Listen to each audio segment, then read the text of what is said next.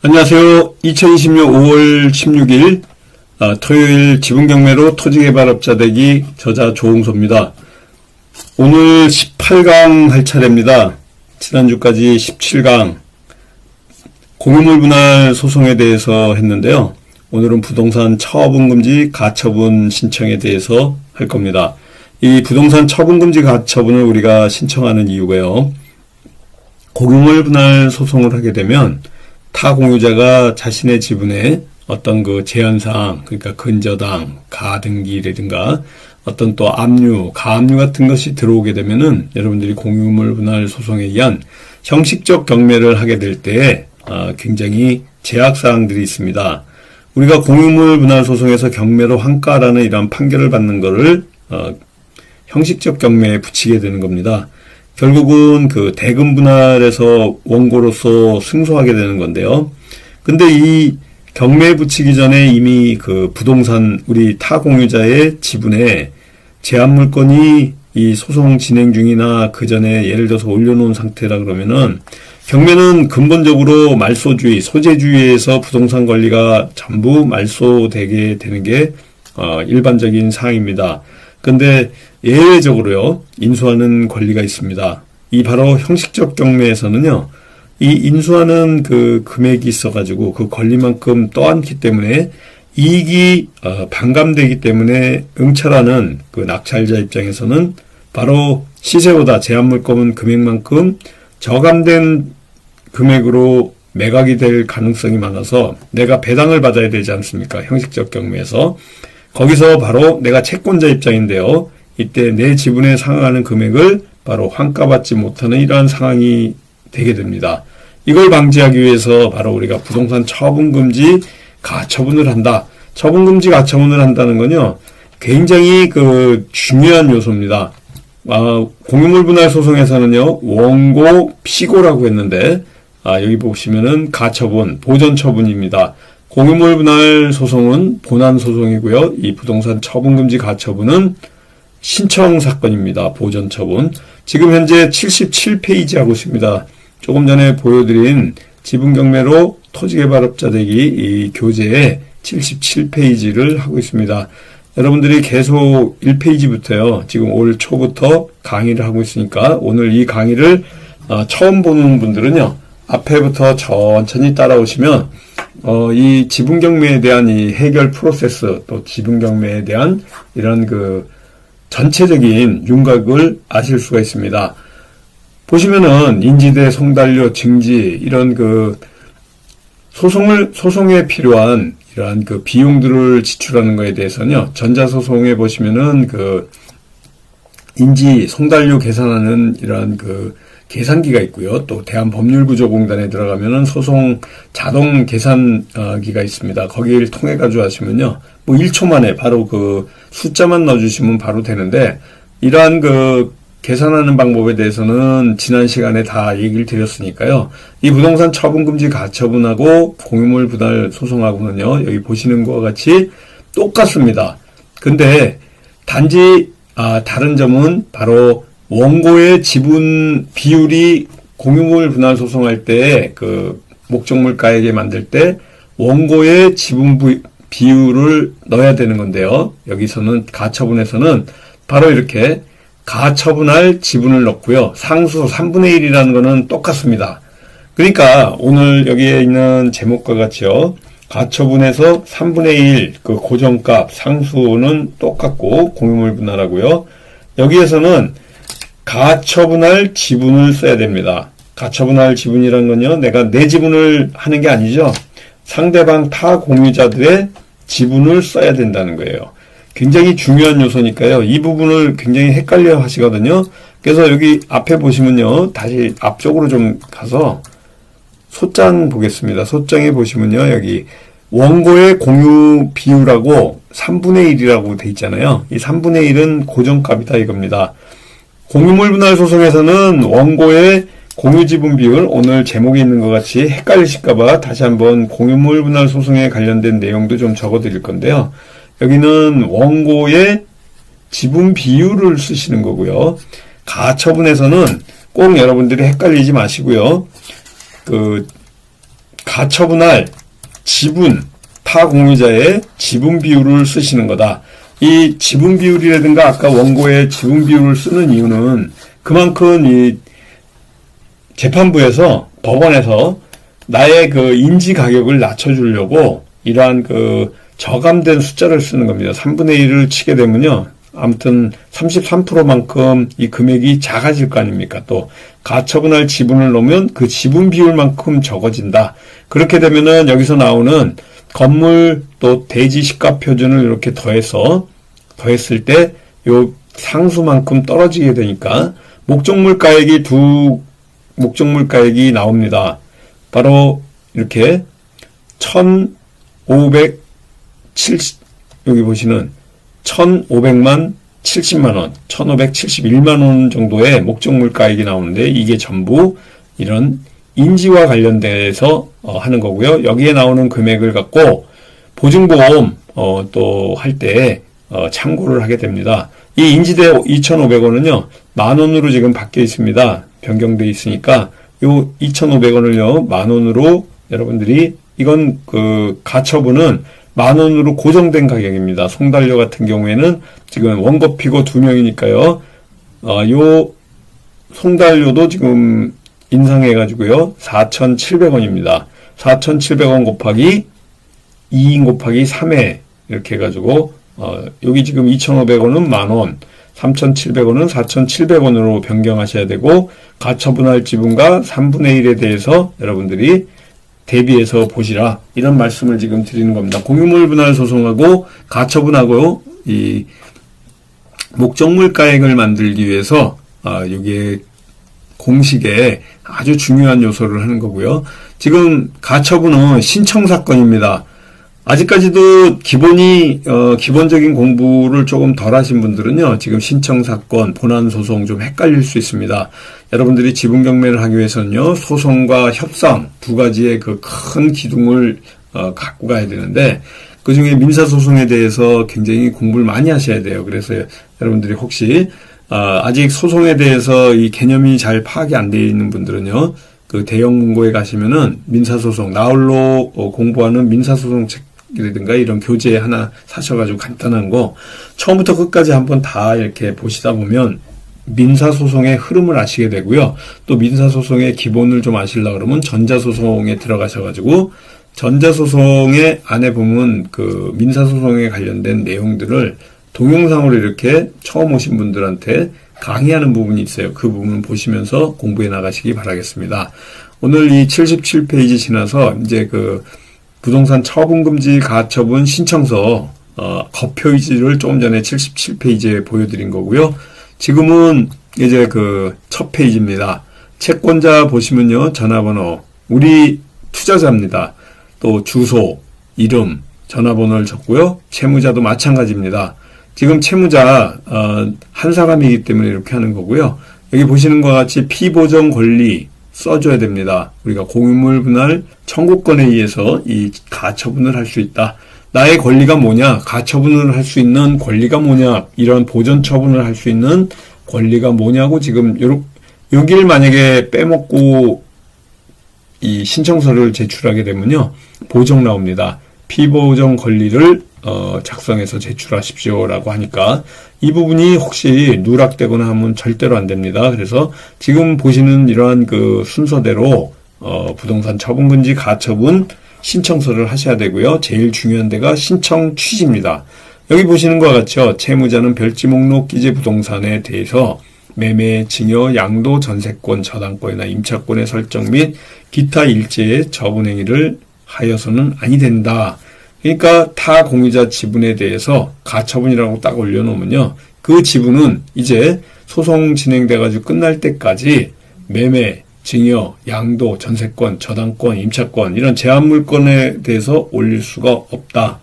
이런 그 형식적 경매에 나가게 됐을 때 바로 인수주의에 의해 가지고 이 권리를 행사하지 못하고 이러한 인수주의에 의해 가지고 우리 낙찰가가 저감이 되면 내가 받는 바로 배당금, 이 배당금이 결국은 이 형식적 경매에 나가게 되면요, 내가 낙찰받았을 때 거기 예를 들어서 1,000만 원에 낙찰 받았는데 배당금이 5천만 원이다. 그러면 나는 이 형식적 경매를 통해 가지고 4천만 원의 수익이 생기는 겁니다. 근데 이 인수주의에 의해서 이걸 떠안는다 그러면 낙찰에 빨리 이 형식적 경매에 참여를 안 하고 자꾸 저감될 때까지 기다리다 보면 배당금이 적어지게 되겠죠. 이러한 거를 또 막으려고 지금 부동산 처분금지 가처분을 신청하게 되는 겁니다. 채권자는 별지 목록 이제 신청 이유예요. 그러니까 우리 공유물 분할 청구 소송에 할 때는 여기가 청구 이유가 됐죠. 그리고 신청 취지는 청구 취지가 됐는데 이 가처분은 신청 취지, 신청 이유가 됩니다. 그래서 채권자는 별지 목록 기재 부동산 3분의 2 지분에 대해서 이렇게 매수 신청해서 매각 허가 결정을 받아 잔금 납부한 소유자다. 채권자와 채무자는 몇 차례에 걸쳐서 공유물 분할에 대해서 협의했으나 원만하게 진행하지 않아 이 공유물 분할 소송을 제기한 준비를 중에 있다. 원래 이 가처분은 공유물 분할 소송을 제기한 이후에 하기도 하고요. 그 전에 하기도 하는데 제기한 이후에 하는 것도 좋고 뭐 동시에 하는 게 좋은데 가장 우리는 동시에 하는 경우가 많다 이렇게 말씀을 드리겠습니다. 이 대법원 판례 2013년도 대법원 판례에 보면요. 가처분 아까 피보정 권리를 뭐라 그랬습니까?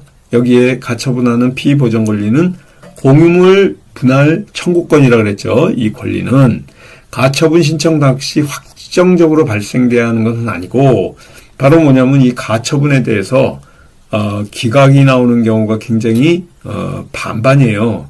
이 공유물 분할 소송해가지고 여러분이 가처분을 했다 그래서 무조건 인용이 되는 건 아닙니다.